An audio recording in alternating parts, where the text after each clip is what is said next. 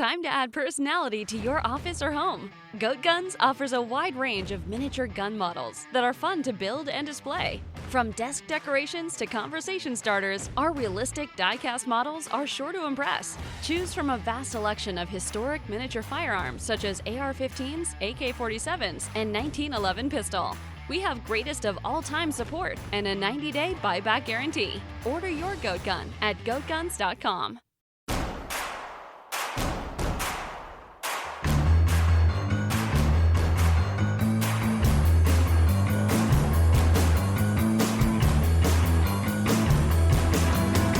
From your favorite source for Chicago White Sox talk, delivering news, interviews, analysis, and more.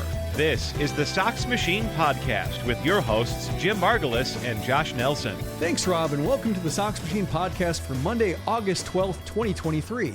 I'm Jim Margulis, managing editor of SoxMachine.com, and I will not be joined by Josh Nelson this week because he is on vacation.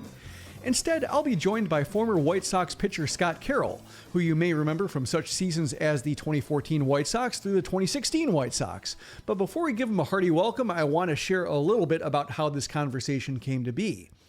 I thought about Scott's career at a few points this season. For those of you who didn't follow the White Sox at that time, Scott joined the White Sox as a 29-year-old rookie from way off the radar.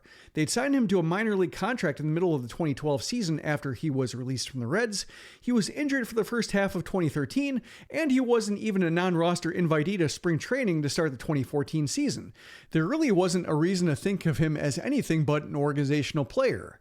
But then the White Sox suffered 3 setbacks to their original 5-man rotation in the first month of the season. So here comes Scott Carroll from out of nowhere as the 8th different pitcher to make a start for the White Sox in April. He makes his MLB debut against the Tampa Bay Rays, and all he does is outduel David Price over 7 1/3 innings for his first big league victory. He then sticks the rest of the season and throws nearly 130 decent innings for a team that sorely needed innings wherever they could find them. So, flash forward this season when Zach Remillard, a 29-year-old rookie, gets rewarded for grinding in the minors for 7 years and delivers the game-tying and game-winning hits in his first major league game, I'm reminded of Scott Carroll's debut. And when I watch a 29-year-old rookie Jesse Scholtens pitching whenever the White Sox need him and posting an ERA near 3 over his first 50 MLB innings, I'm reminded of Scott Carroll again. So there's that. Then, I'm watching House Hunters on HGTV a few weeks ago. I'm not what you would call a House Hunters fanatic, but I'll watch the episodes that are based in places I have lived or where family and friends live. Flipping through the guide, there's a recent episode located in Kansas City. My wife has relatives there, so sure, we'll sit down and watch a family search for a new house in the KC area. And lo and behold, who is the realtor for that family but one Scott Carroll? So, at that point, I figure I need to talk to this guy. After all, Josh is going on vacation, the White Sox aren't playing for anything. This is the time to go out on a limb, pursue some whims, and see if our wonderful audience will follow us along. I reach out to Scott, tell him I want to talk about the 29-year-old rookie experience and House Hunters. Scott is down, and we schedule a call within the week of Josh leaving town. It turns out that left just enough time for the White Sox clubhouse to turn into a total Lord of the Flies situation. It would be weird not to talk about with Scott Carroll because he's been in some White Sox clubhouses that had similar issues settling on leaders, and the same people were in charge of the team back then. So of course I want to ask him about that stuff. But it would also be weird to say the White Sox are in meltdown mode, so I got Scott Carroll to weigh in without any context. So that's the context. Even though the White Sox ruined my plans to present a pleasant diversion from current events, I still really enjoyed my conversation with Scott, and I hope you will too. Scott Carroll, thanks for joining us on the Sox Machine Podcast, and thank you for joining the Sox Machine Podcast at a time where the White Sox are being the White Sox and making it maybe a little bit awkward to visit and join on a Sox Machine Podcast. I think it's like being invited to a party, and when you show up, people are fighting on the front lawn, and you're like, am I at the right house? If you're cool with it, we will have to talk about it a little bit. No, appreciate you having me on. It's good to connect, and thank you so much. It's a pretty funny comparison. That's exactly right. Like a kind of a deranged party that's going on. You're like, wait, what's going on here? But happy to be here nonetheless, and kind of talk with you guys and connect again. Yeah, I imagine it has to be a little bit different for you seeing this because, even though you last played for the White Sox in 2016, a lot around the White Sox really hasn't changed since then. They're a very stable organization, for better or for worse. And I will say, probably more worse. But I imagine when you look at it and you're reading the stories about Keenan Middleton and what he said and such, I imagine you're saying like, wow. But then also I imagine there's some part of your experience saying like, sounds about right. Or like, I can imagine this happening. Like, what was your response when you were reading about Middleton's quotes and the reaction from the clubhouse and Rick Hahn, et cetera, et cetera?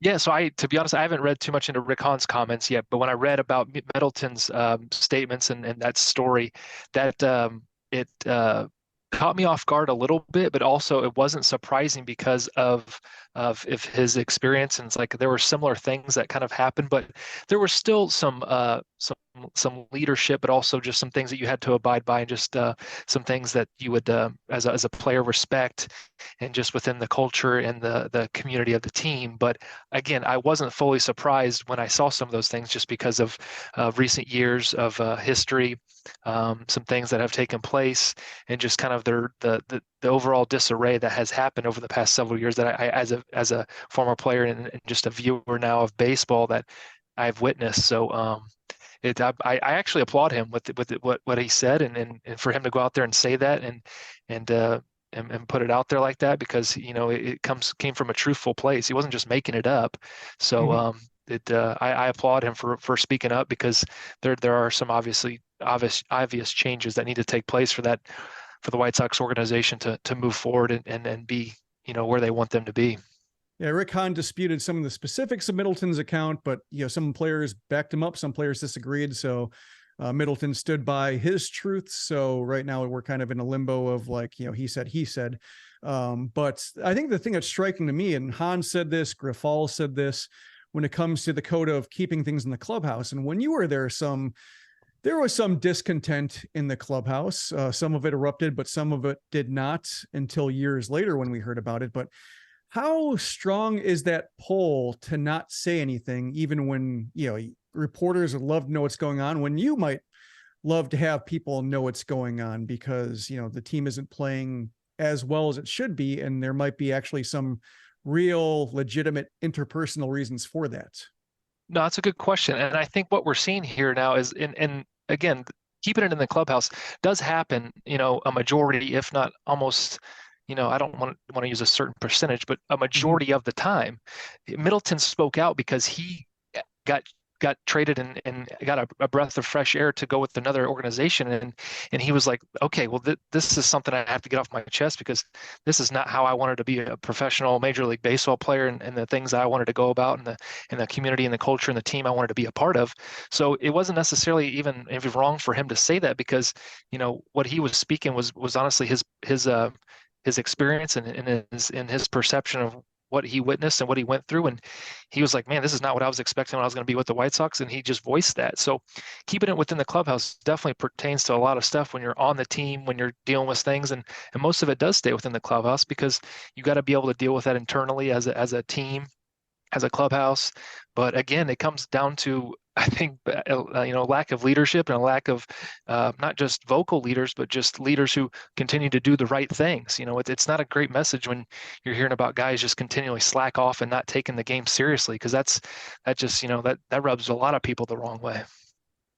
Yeah, I'm thinking back to your time with the White Sox, 2014 through 2016, and there were 3 different years, I think, in terms of what the White Sox are trying to accomplish. 2014 was more of a rebuilding year. Jose Abreu shows up. Adam Eaton's getting established. Avi Garcia is getting established. Let's see what we have. 2015 was a push for it year with Samardzija and LaRoche and Zach Duke. And then the following year, because they came up short, they added more. They added, Austin Jackson and Brett Laurie and Todd Frazier and such. And it seemed like they were trying to find leadership. They kept coming back to, we need more leaders. And their solution to leaders was to keep adding who they thought were leaders or who were leaders in a different clubhouse. And time and time again, the White Sox keep rejecting these veteran leadership transplants. The body does not accept them. And I'm curious, from what you saw in your experience, in other clubhouses, minors, majors, et cetera, what does it take for leadership to stick? Is it so simple that, hey, this guy's a leader here. He was a leader in, some other team, he can be a leader here. And so I think it definitely comes down to just execution and being good at what your craft is, whether you're a pitcher, whether you're a hitter, fielder, positional player or pitcher. catcher, you have to be good. Number one, guys in the clubhouse aren't going to listen to guys who just don't produce and who aren't very good, because you're not going to be playing very much, and also just your voice wouldn't carry very much. So you have to be good at your craft and go about things the right way.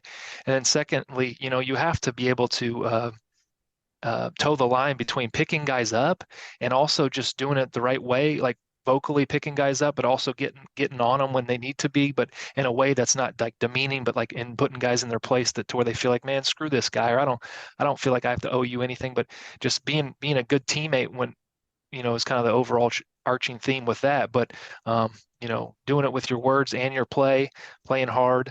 It is an interesting dynamic to where when just year after year, the so-called leaders, it's just tough that it doesn't really gel.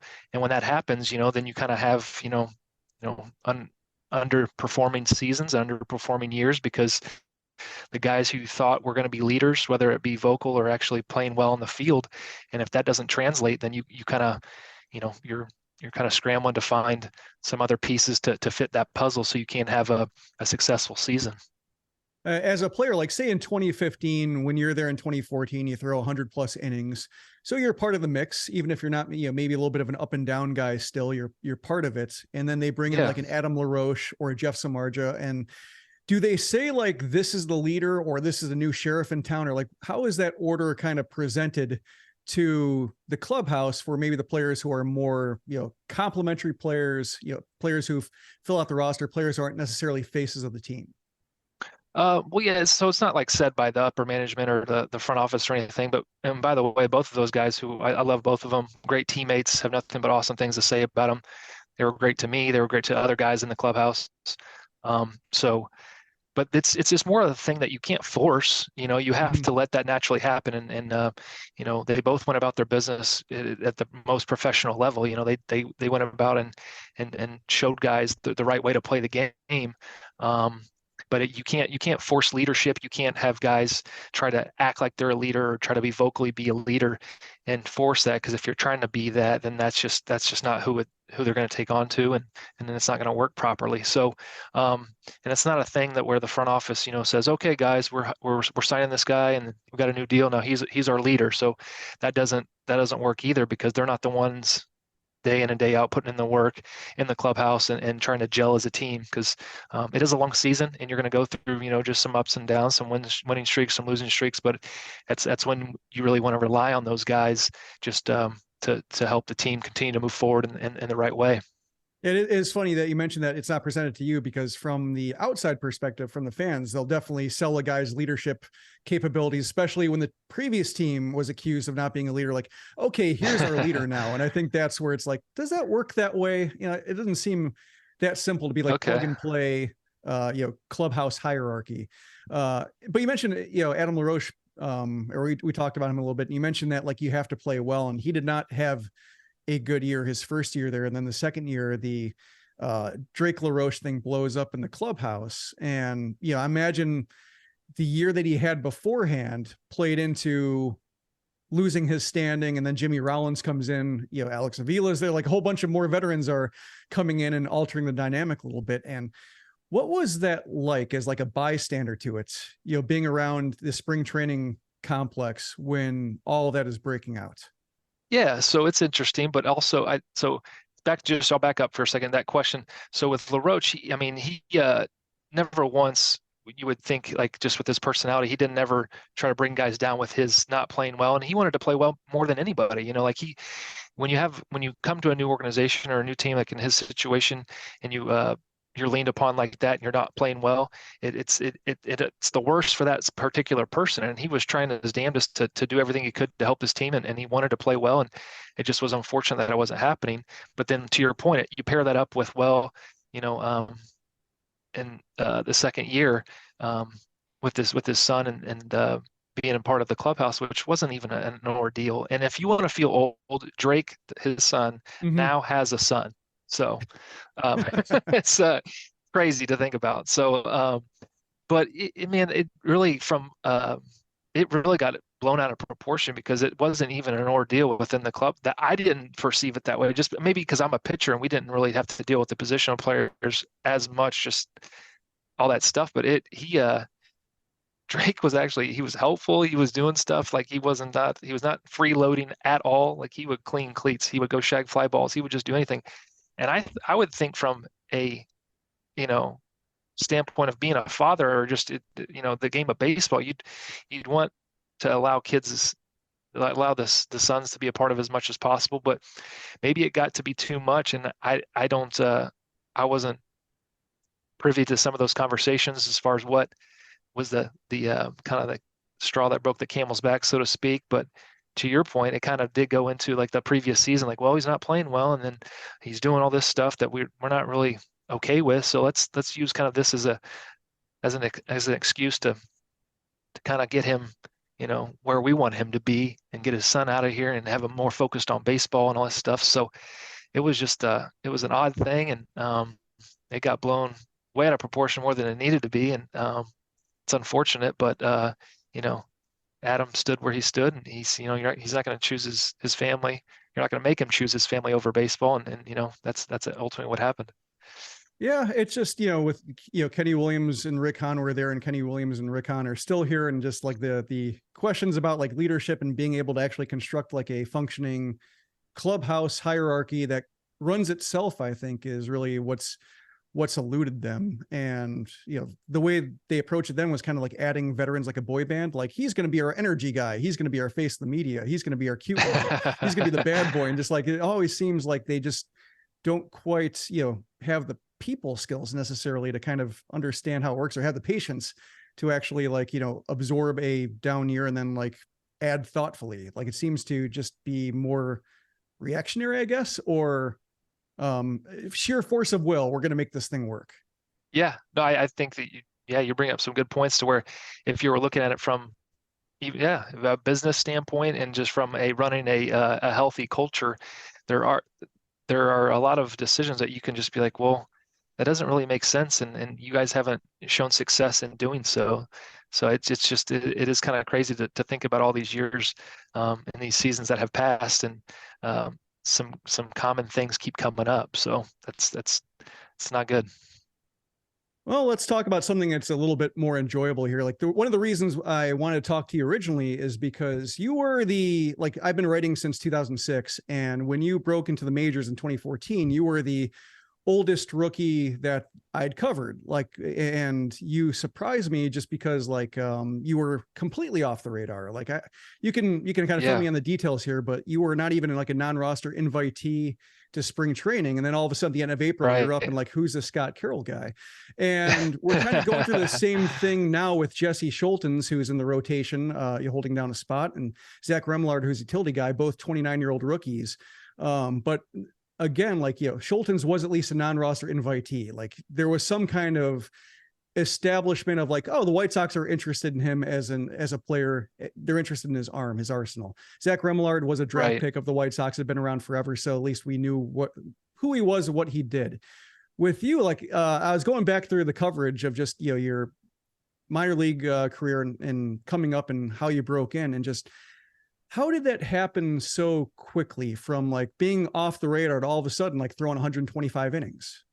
Good question. So we'll back up just a second. So when I got signed by the White Sox was 2012. Mid-season? I was mid-season. I was released by the Reds, who I was drafted by. So drafted by the Reds in the 3rd round, and was a high draft pick with them, and went through every level with them, and had beliefs I was going to make the big leagues with the Reds, but it didn't work out, and got released by them in AAA. So at the time, my manager was David Bell, who was the manager of the Reds now. His dad obviously is Buddy Bell, and they made the connection, and they thought I would be a good fit with the White Sox. And so I got signed with them and went to AAA, and was having a pretty good year with them, and I wanted to get more innings in, and it was advised that I go get more innings in and go pitch in winter ball. So I went to Venezuela and played with Caracas, and was having a great time and pitching really well. Was pitcher of the week the first week, and had a no-hitter going when all of a sudden my elbow blew out. And so I was like, oh, this isn't good. Mm-hmm. And so in Venezuela, and they get an MRI, and we really don't know a whole lot, just a language barrier. So I was like, we need to get back home. And I just remember kind of being in Venezuela being like, man, I was 28 at the time, and I was like, man, what does this look like now? What's the future look like? And I really had to kind of choose two paths. I could really, hang them up and be like, okay, well, I give it a good shot, or I could say, okay, I'm going to give it, another go and go through the surgery and rehab and do everything I can to get to that level I know I could be at. And so I chose obviously the route where I wanted to put the work in and go get surgery and keep working. So got back and had surgery with Dr. James Andrews, and went through rehab, went all the way up until through spring training, and well, not through spring training, excuse me, through the off season. And then actually I pushed forward and was ready to go within 9 months. So I was pitching in games at 9 months, which was, Wow. even the staff was like, well, we applaud you for how quickly you worked, because we don't really see this. It's not normal, but you're ready, you're clearing all the tests, and you're throwing hard, you're commanding, you're doing everything you need to do. So I was ready to go. And that kind of, it was timing and luck, and also just me playing well, because obviously the White Sox struggled with starting pitching that year, and I was throwing really well in AAA, and I was the best arm we had, and they called me up, and that's kind of the timing and how that all worked out. So.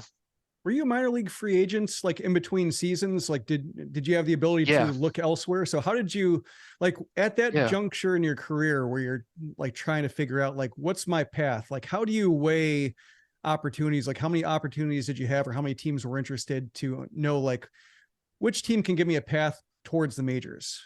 Yeah. So the minor league free agent, I re-signed with. So when I had Tommy John, I re-signed because I felt like it would be the best option for me during that season.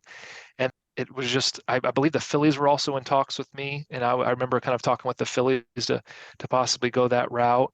And then, but I felt like it was the best opportunity for me at that time. And then, so I just, with the way it all worked out, it's pretty crazy, because I remember just to put in the work and the effort to just get to that level, and the timing of everything to work out the way it did. I think that it truly was just, the earth telling me something, the environment telling me like, hey, you put the work in, that we're going to reward you for this. But it was pretty cool.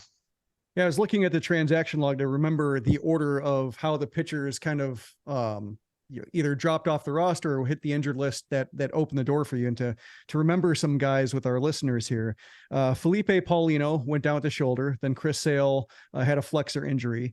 Eric Johnson couldn't throw. He had trouble throwing strikes. His first attempt at starting a season in a rotation. So basically 3 of the original 5, either performance or injury, dropped out. And so Charlie Leesman got the first look. He got hit hard in his first start.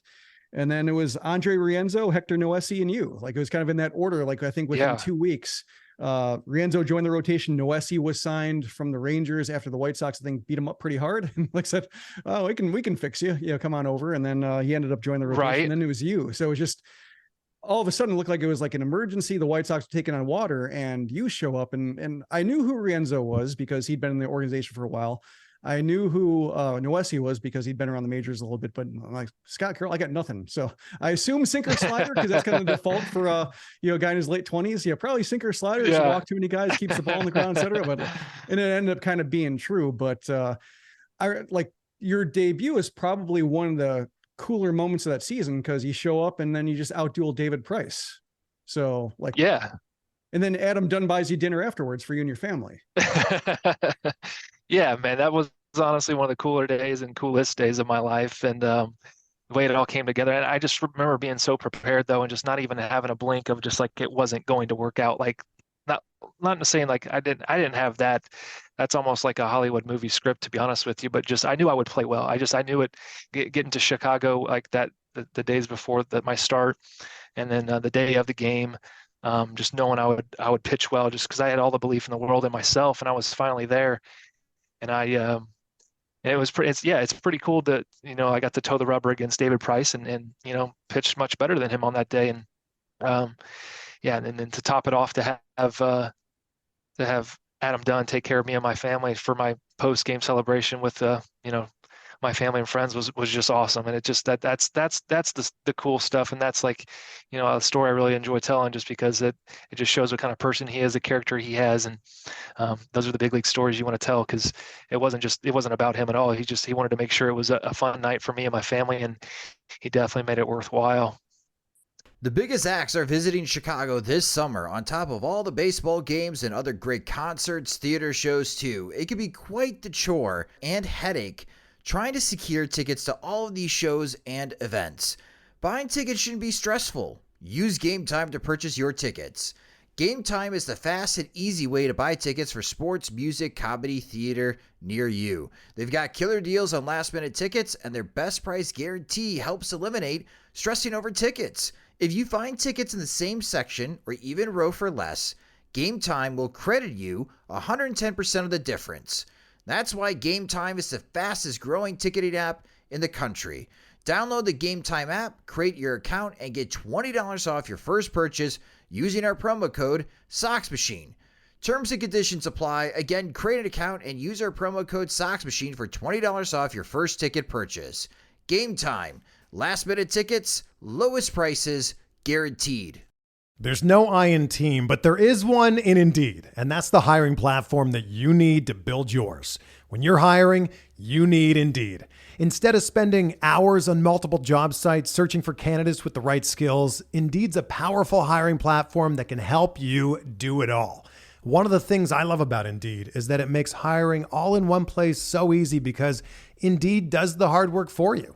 They show you the candidates whose resumes on Indeed fit your description immediately after you post, so you can hire faster.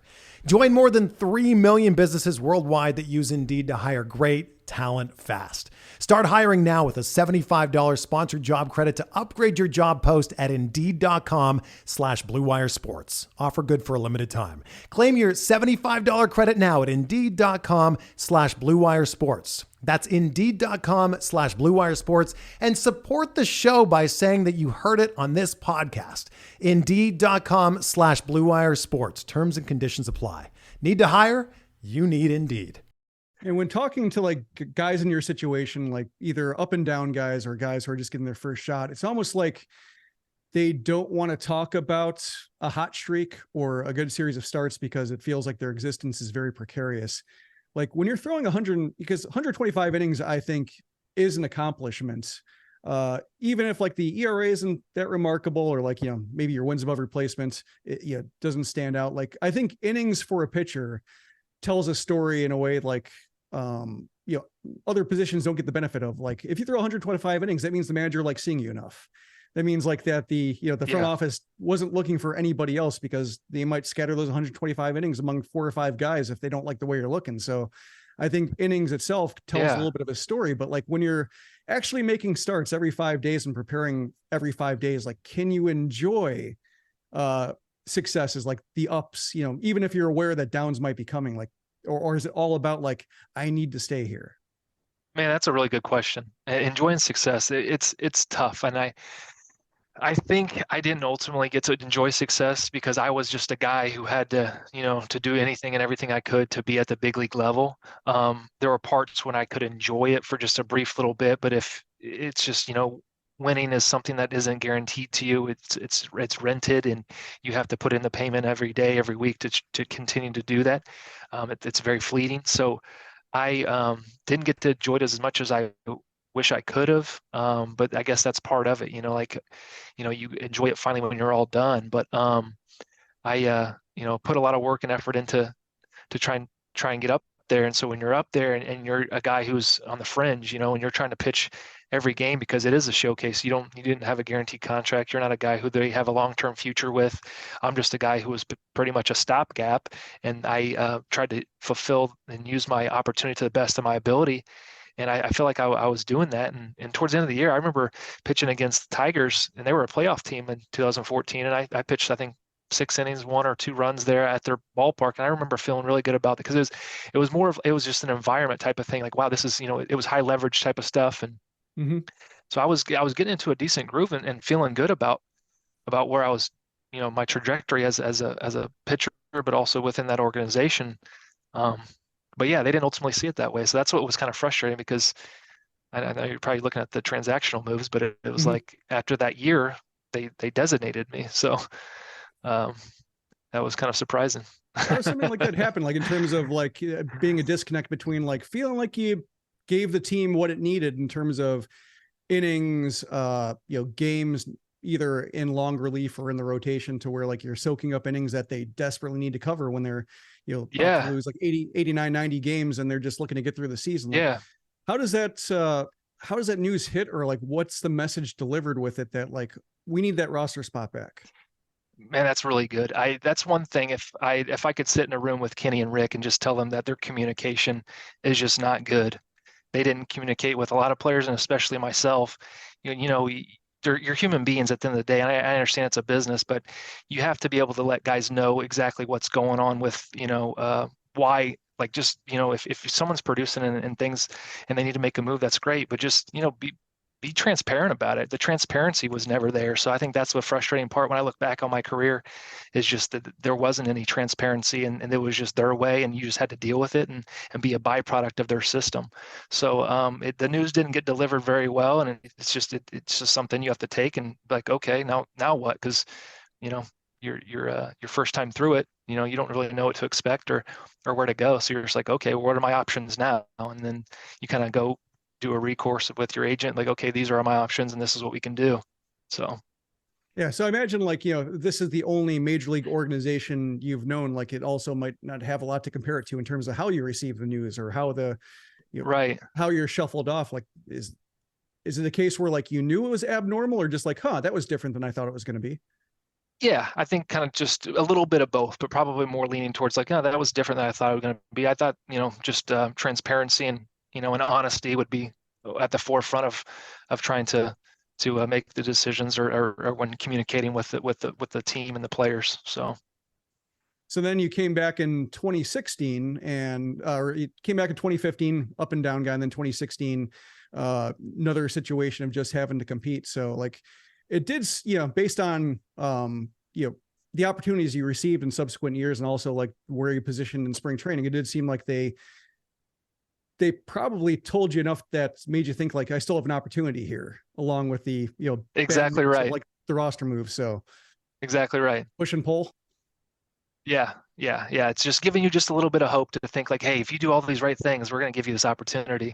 And boy, you better be thankful when we give you this opportunity. That was a message too that got kind of pushed to me a lot. It was like, we gave you this opportunity, you better be thankful, because there weren't many other teams that would have done this for you, type of thing. So it was kind of like a backhanded compliment. So negging kind of. Yeah, a little bit.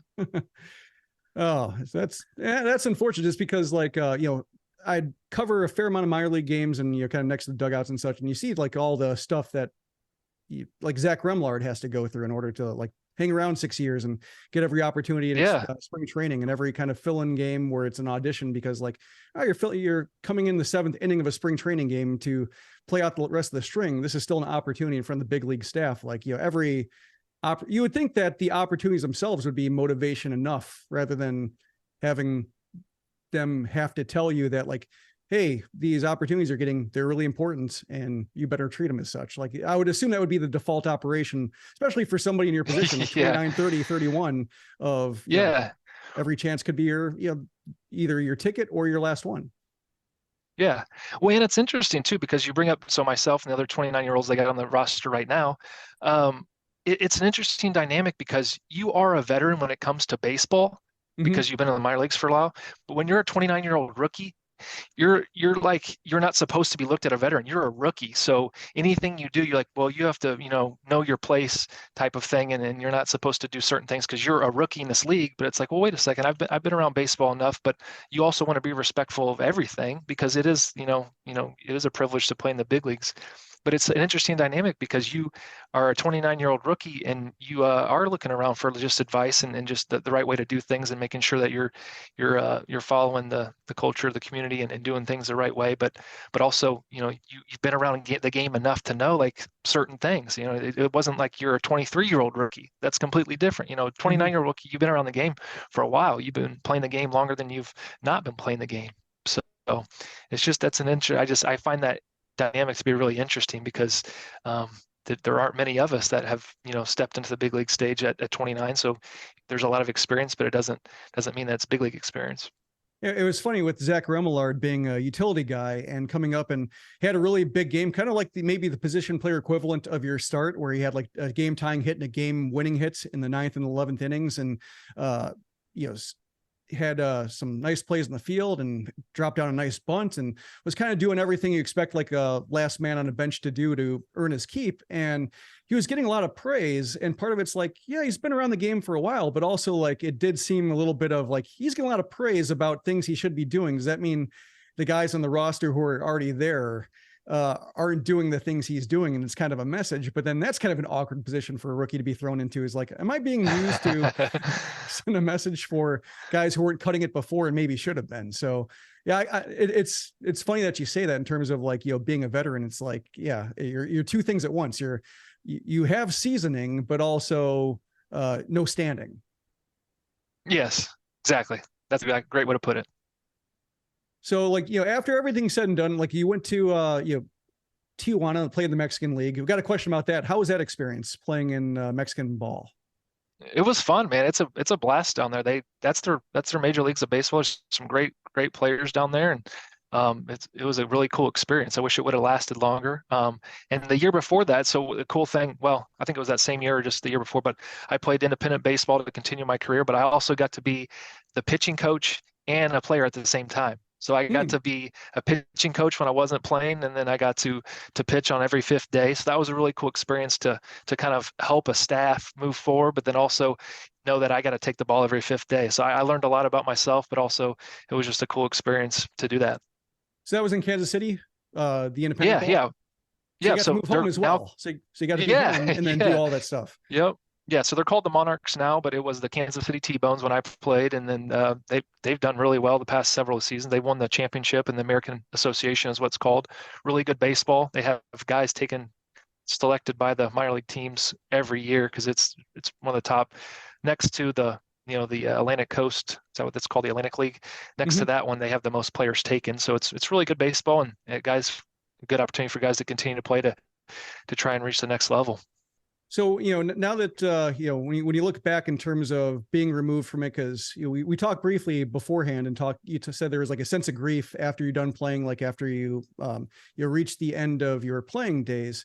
Now that you're removed from it, you're on to a second career. Like, how do you view, being in the majors for, 3 seasons, one full one, couple other ones, like being around, showing you could do it at least for a brief period of time. How do you view it? And like, what difference has that made for you versus like, can you envision like never having made it? And, can you envision like what that might've been like?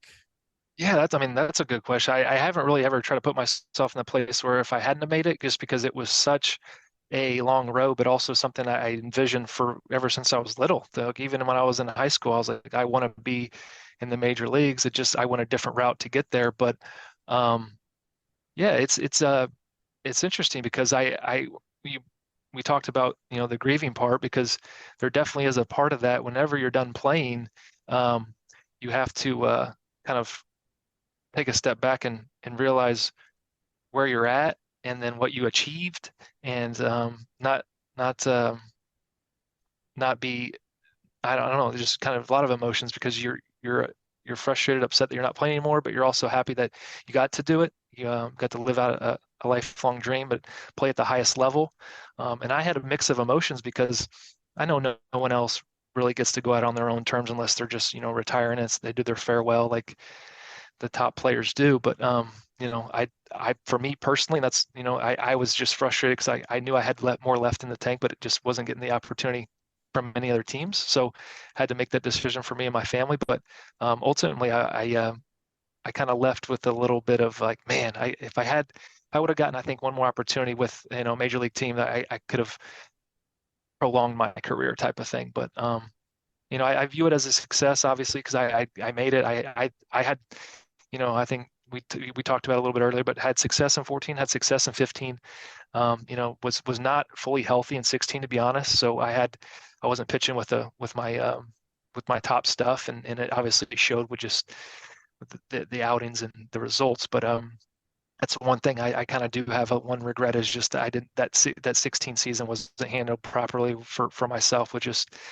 should have let the team know just what was going on with just some shoulder stuff. But yeah, I think it's a half and half for me. Like half side, I feel like I'm pretty happy and proud of what I achieved, but know that there was still something left in the tank, which I guess that's maybe just something cool that I can hang on to as well. So yeah, I mean, I imagine that's a residue from being competitive enough to getting to the majors in the first place. Like if you didn't have that, regret of, or just that thought, like I could have done more, then, would you have even gotten to Right. AAA or AA just because of how competitive everybody else is?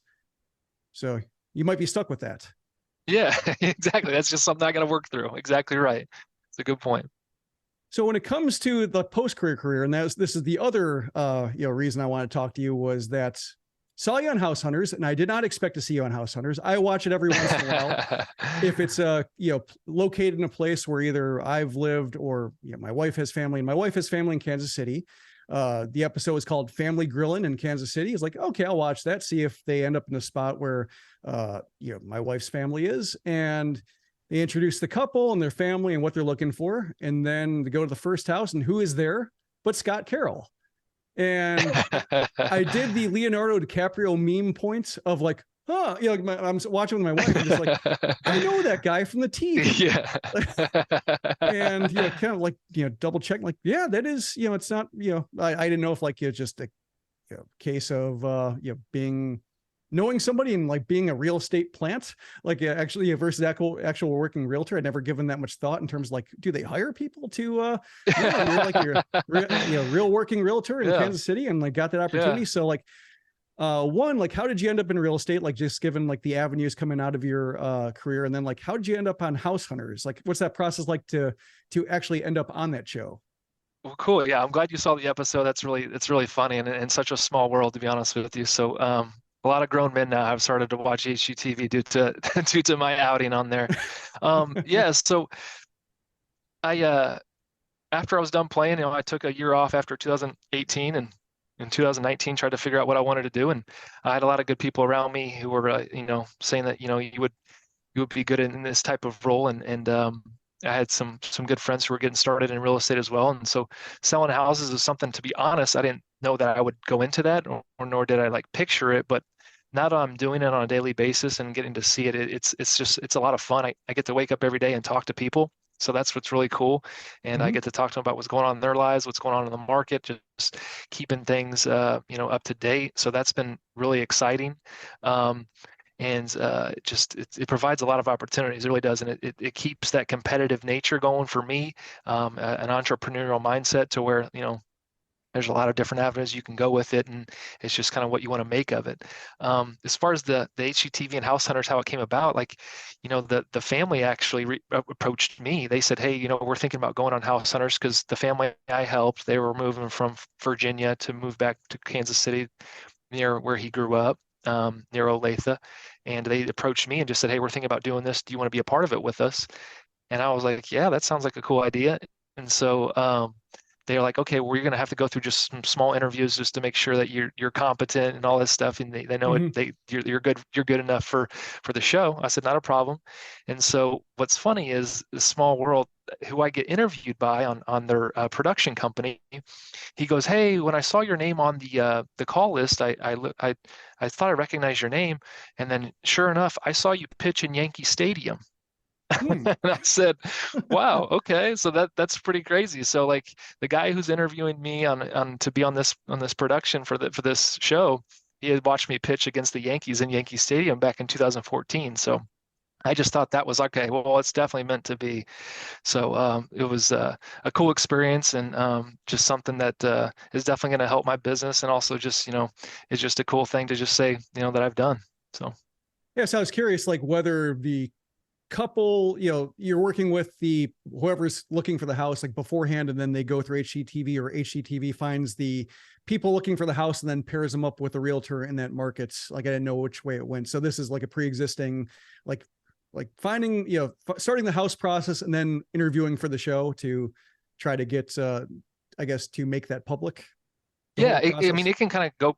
It could probably go both ways. I mean, just our situation was that we were already working together and we had a working relationship. So naturally, with them going on this, then I got to assist them and be a part of it as well. But I think within the show that probably there could be a situation where the couple is using a different agent than who was actually the one assisting them. So without like getting too probably deep into NDA territory in terms of what you're allowed to discuss about the production of the show, like how do you end up with the three houses considered? Because I imagine it isn't just three houses, pick one, in terms of, as much drama as they build up. Like, how do you get to the point where Right.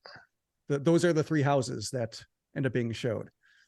Well, I mean, you see a lot of houses. So I showed that couple over, I'd say probably over 10 to 15 houses, to be honest with you. And then what you want to do, and then for good TV, is you want to find three similar homes, but also have some dynamics to where it plays into the husband and wife, and then what they're looking for a little bit. So we went off their criteria and kind of things that were important to them, and you try to find homes on the market that have those features and things that could fit with what they're looking for, and just try and put them in a tough position to where they do have to make a decision. So. Is it labor intensive in terms of like a normal showing, in terms of how much time it takes or how much time you spend filming or recording, the in-office shot of discussing all the houses? Well, it is more labor intensive, but I guess just because normal showings, if I were to go out and show you and your wife a home, it would take probably 30 minutes to an hour, just depending on how much we talked and what you wanted to discuss. But when you're filming at each house, then it definitely takes, we broke it up into 4 days of shooting. So it's definitely much more time consuming, but at the same time, that's a side of like TV I didn't know existed, to where it takes a lot of film to even get, 25-minute episodes. So. Was it your choice to be in the house before they arrive and be like, welcome to the house? Because sometimes, like, is that your discretion? Do you have any kind of direction you can provide in terms of, I want to make my entry this way, or I want to? No, I tried to stay out of it because it's about them and the couple. It wasn't about me. Like it was just a cherry on top for me to be. Yeah. I wasn't being like, star turns. Like, no, I'll come in after you guys come in. It's like, no. So they just told me, hey, you're going to be in the house when they show up. And I was like, okay, just tell me what you want me to do, and we'll go from there. But yeah, it was cool, but definitely didn't want to make it about myself. So what's it like watching yourself? Like, I'm assuming you've seen the episode. I watched it live. So when it came out live, I watched it with some friends and family, and I was nervous and excited at the same time because it was my first time seeing the cut and seeing the episode. And I didn't know what it was going to look like. So a little bit of butterflies, to be honest with you. I was like, man, okay, like what's this going to look like? But ultimately, I don't love it, to be honest with you, seeing myself on it, because it's just like, man, I kind of look awkward or whatever. But at the same time, it's just, you got to have fun with it, and knowing that, I got some good feedback, and people like, hey, you look great. It was cool seeing you on there. So ultimately, the feedback was good. So that's what matters. I watched it again before recording this, just to see like anything to pick up on, anything to ask you about. And like, no, you blend it in, which I think is what you want to do in your role. There you go. Exactly. Just blend in. I didn't make it about myself, but also just be an advocate for them and assist them. And one thing I will say, I don't know if people, because it happens at the very end, we got that home for under list price. So I don't know if anyone noticed that or not. So if any of our listeners are looking for a home in the Kansas City area, yes. Hell yeah, man. That's what I'm saying. Right. So I help people buy and sell houses in Kansas and Missouri. So if anybody needs any assistance, I would love, even if it's just, even around this area or even in Chicago, I can help you as well. So tell them Sox Machine sent you. Yeah, absolutely. What will you do? Like, is there anything any tie-in we can, if Sox Machine sends you, can you offer them a Van Noy mug? Oh, we can offer way more than that. We can come up with something good. We could even tie it into where, celebrity Scott Carroll throws you a bullpen, or you get to try and hit off of Scott Carroll or something like that. We can a signed glove, a signed card, all sorts of things. All right. You heard it here first. We have a podcast sponsor for next year. I like it. So yeah. My question about the episode, to wrap this up, how were the foundation issues on the house they picked? Because when I've done house searches, one house I liked had like a crack running horizontally, and being like my friend's dad, who was with me for second visits to kind of understand, like, looking at old houses, what worked and what didn't. Like, he said, run away from this one. So when I saw the foundation cracks and the floor buckling, I thought like, oh, that's that's more than just asking somebody after the fact. So how was that resolved? Please ease my my concerns here, because that's been rattling around the back of my mind after watching it again. Yeah, good question. We had a structural engineer take a look at that, and we went through inspections, and then we actually had the seller take care of the costs associated with fixing the basement. So that was a win that we got for our buyers, and something that the buyers and sellers agreed to do. So it was taken care of, and both sides were happy. And so this is another endorsement for your real estate services. Scott Carroll will fight for you. Yes, make sure, negotiations are huge. Negotiations are huge within a real estate, a good real estate agent and your advocate. So, well, Scott, I want to thank you for your time in joining us here, and both answering questions that things you were not involved in, thanks to the White Sox making news, but also talking about I think experiences we'll see time and time again with older rookies breaking in, especially as I think in this is conversation for another time perhaps, but like with the advancements in pitch shaping and labs and everything like that, I think older rookies are probably going to be more and more of a thing, and just finally finding a coach or a company or a piece of equipment that tells you exactly how to unlock what you've been doing wrong the whole time. So I think you were a rarity when you played, but I think there are going to be more and more people like you who are just late bloomers but eventually figure it out. So like I loved hearing about just exactly what it's like to hang around that long to finally get your shot. Well, thank you so much for having me and giving me this, opportunity to talk with you and your listeners. But yeah, I would love to come on again. We can do connect again and discuss exactly what you're talking about with the way the game's changed now, because it's so different. That the pitch FX and all the stuff that they have available now, even in 2016 was just not even a thing. So it's just interesting to see how much it's grown, what technology has done for the game, good but just also how to use it properly. So I appreciate your time, man, and really do thank you for having me on. That'll wrap up this edition of the Sox Machine Podcast. I want to thank Scott Carroll for his time, and you heard the man. If you're buying or selling property in Kansas City, give him a call and tell him Sox Machine sent you. If you are new to the Sox Machine Podcast, you can subscribe to us wherever podcasts are found, as well as our YouTube channel at youtube.com/Sox Machine. If you like what you hear and want to support what we do, you can do so at patreon.com/Sox Machine, where supporters get an ad-free version of the site and show with bonus content on both. For example, in the extended version of this episode, I worked in questions from Sox Machine supporters about clubhouse leadership, doodle hats, his famous YouTube video, playing in Tijuana, and other house hunters' curiosities. If that sounds like a party to you, sign up at patreon.com/Sox Machine. Plans start for as little as $2 a month, with savings on an annual plan. The Sox Machine Podcast is a production of SoxMachine.com, where we watch the White Sox so you don't have to, and part of the Blue Wire Podcast Network. I'm Jim Margulis, and on behalf of Josh Nelson, thanks for listening.